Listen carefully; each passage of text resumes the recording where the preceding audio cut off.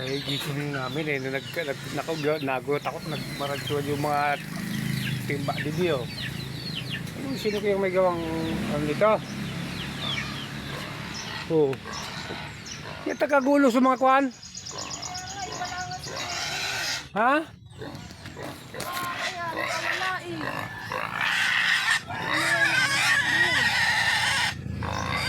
Ayun, ano? Saan punta yun? Si Peggy namin, buntis pa naman.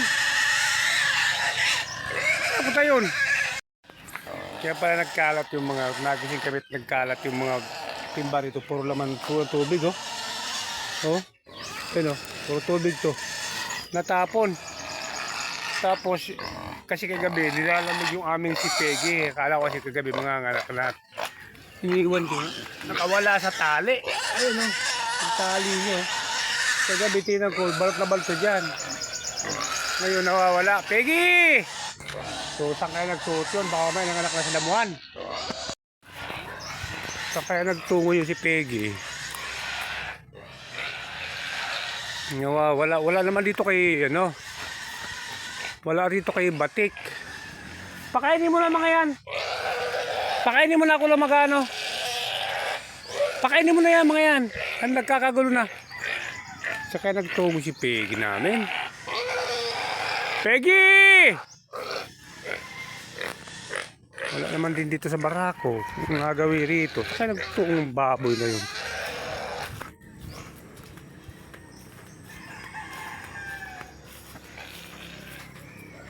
Andito naman yung barako.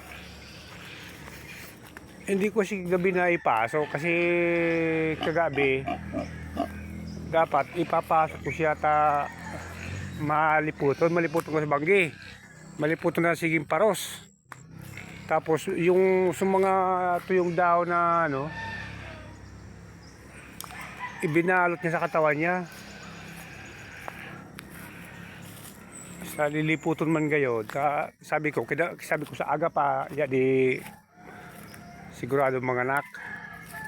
So pag matami ngayon na basura na si Ureg, saan din na kaya nag-adon niya itong Peggy! So di ba nun di man niya ito rayo di dita yoga kod. Ang kikuha naman kin maado sa tinampo. Ano itong paboy na yun?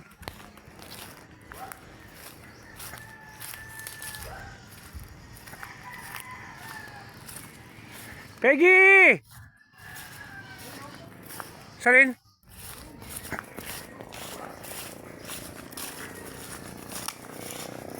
Nakakita ni Bayaw. Sorry. Ayun. Uy, bakit kaya natungo to rito? Peggy! So, dito siya. Ba't anong nangyari sa'yo? Baka ba't ka nakawala ka? Kagabi pa siguro rito. So, dito siya napunta. Oh.